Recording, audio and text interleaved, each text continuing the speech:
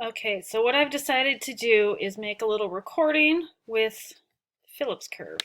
There's not like a super great reading that I found that covers it. I mean, a lot of the readings are like way too hard and a lot are super simplified. So this is what I'm doing. I'm recording this. Feel free to play it at double speed. I know you guys do that. All right, so let's just recall. Under normal circumstances, there's a trade-off between inflation and unemployment in the short run. Aggregate supply shocks can cause both inflation and unemployment to increase. We call that stagflation or cost push inflation. And there's no relationship between inflation and unemployment in the long run. We always return to the natural rate of unemployment. So that's like the big picture of what we're doing with this model. So you can see that I had this drawn and then it went away. All right. So basically what we do is we draw Phillips curve.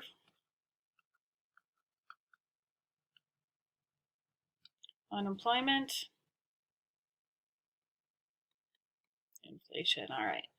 So the short run Phillips curve looks like this. I'm going to call this 4%, and I'm going to call this 2%. Okay, so this is our long run, is at that point. How did I choose 4%? Something like the natural rate of unemployment. It's hard to measure the natural rate, but that's a pretty good guess as to what it is, something like that right now. And then for inflation, I've used our Federal Reserve's target inflation rate, which is core inflation being 2%. So basically, because I'm scared this is going to go away when I go to the next slide, I'm going to go through this now. What I'm going to describe first is a positive demand shock. And what we do with a positive demand shock is we move the point along the curve. So we're always on a short run Phillips curve, and we kind of just like move along that, okay? And so we can see this is associated with a higher inflation rate. I'm going to call this 3% unemployment.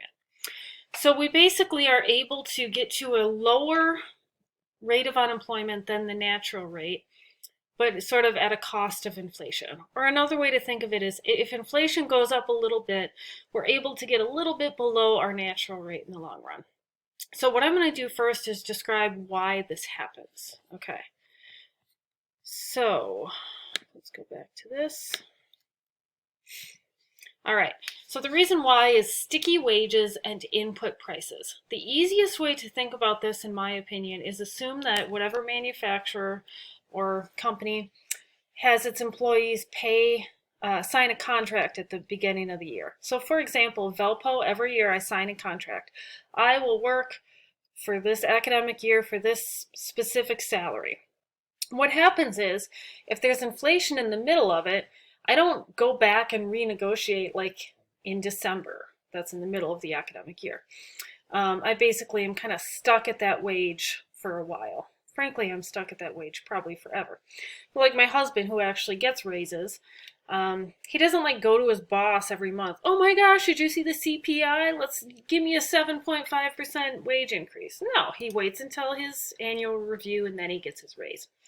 So if we look at this equation, which is profit per unit is equal to price per unit minus production cost per unit, we can see what sticky wages do to profitability, okay?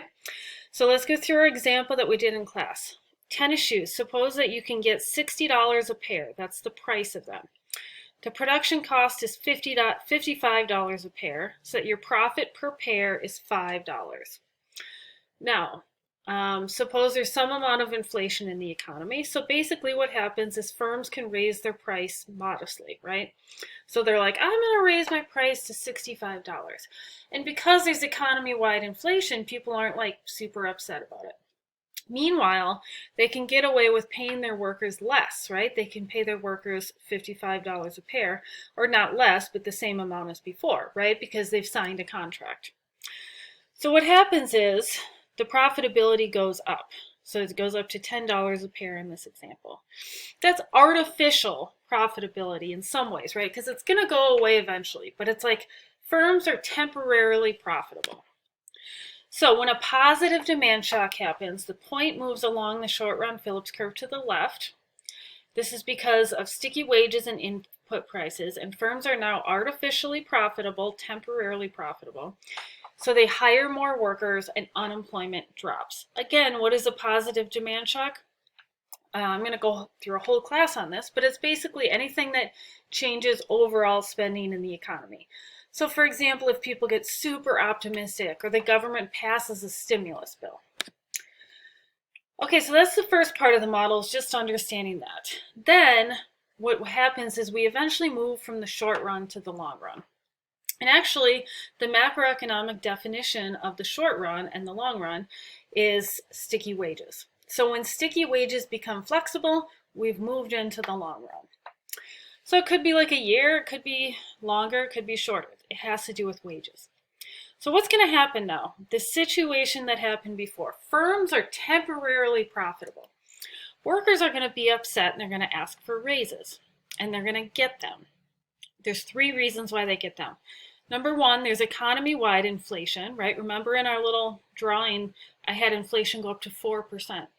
So like, hey man, inflation's 4%. Give me a cost of living raise, right? Because their wages had not increased before.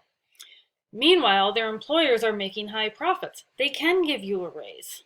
Finally, and most importantly, employees have bargaining power. When unemployment is below the natural rate of unemployment, what we say workers are scarce and jobs are abundant. So it's like employees have the bargaining power. So when they ask for raises, they're going to get raises. And if they don't, they're going to quit and get another job super easy for a high paycheck. All right, so let's just use our example again. So we had this inflation. With the inflation, it increased the price. You could get to $65 a pair, but wages stayed the same at $55. Now, eventually, workers are going to be like, you got to give me a raise here. And the firms are going to be like, all right, I'll give you a raise.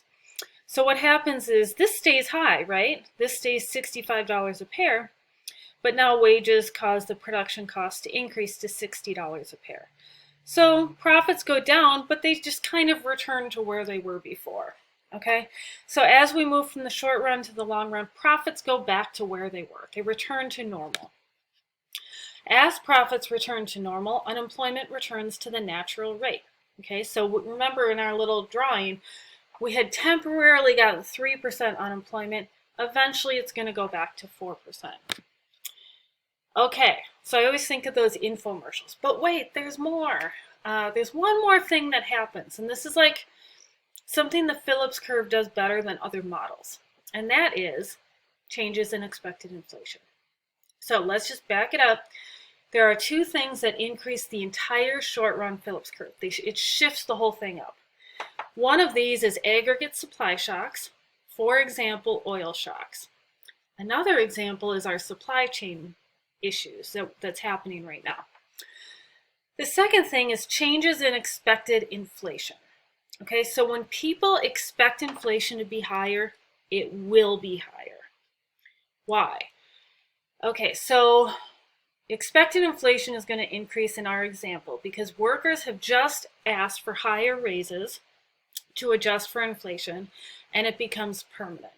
So let's think about this. There's 4% inflation in the economy. Workers ask for a 4% raise, and they get a 4% raise. What happens is that 4% inflation gets built into everything, right? And so that inflation gets permanent. The short-run Phillips curve moves up because expected inflation increased. So what happens is we return back to the natural rate of unemployment with permanently higher inflation. Okay, so I think what I'm going to do is I'm going to go to the next slide just because I think it's lost my work.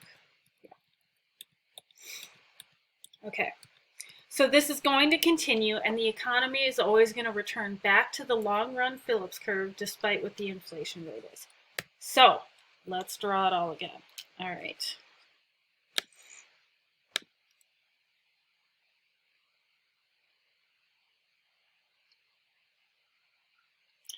So this is unemployment. Up here is inflation. Short-run Phillips curve. 4%. 2%. Okay, so there's a positive demand shock. We move along this curve. Let's say we get to 3% inflation, 3% unemployment and 4% inflation. All right. At this point, this is where firms are temporarily and artificially profitable, okay? So those profits aren't going to last. It's temporary. Why? Because they can get away with getting higher prices for their products but not paying their workers more. Eventually, workers are going to ask for raises, and as they ask for raises, they're going to get them. So we know we're going to go back here. But what's also going to happen is, as long as this is lasting, right, and workers ask for 4% raises, the whole short-run Phillips curve shifts up, okay? And why did this shift up? Because expected inflation increased. People used to expect 2% inflation. Now they expect 4% inflation. So we end up back here. So it's like, oh man, that's a bummer. This let's assume that the government passed a stimulus bill when it shouldn't have. The stimulus bill worked temporarily, right? Unemployment dropped temporarily. Eventually that goes away and we're stuck with permanently higher inflation. So what happens is we just always return to the natural rate. Okay, so we could do the whole thing again. Let's say we go up, government tries it again, let's pass another stimulus bill. Oh man, inflation's 6%, right? So now workers are going to ask for 6% raises, and they're going to get them, and people are going to expect 6% inflation. This is beautiful. Short run Phillips curve. So we end up back here yet again, yet again, yet again, and this continues forever. And so what happens is we end up with the long run Phillips curve, and this is supposed to be a vertical line at the natural rate of unemployment. If we go back to the first slide where I said numbers 1, 2, and 3, number 3 says in the long run, there's no relationship between unemployment and inflation in the long run. So this just means it's a vertical line. Hey, we're going to return to this natural rate, whatever happens with positive demand shocks, okay? So we return to here, and as long as, say, the government keeps trying to push unemployment too low, it's not going to work, and it's going to cause permanently high inflation. So if you look at an economy where the government does this, it's going to see much higher inflation, much higher permanent inflation. We happen to live in an economy where people think our Federal Reserve does a pretty good job, or they don't understand what it does. And so inflation expectations don't change easily. And that's a huge advantage of our economy. And in fact, even now with 7.5% on inflation, people are still kind of expecting low inflation in the long run. So what happens is before this spirals out of control, the Federal Reserve slows down the economy, increases unemployment, we get back to normal. So I wanted to record this so that you have a way to kind of go back and look at it and ask questions, or not ask questions, but like if you have questions, see how I taught it. Please feel free to reach out to me. I'm always happy to go over this again.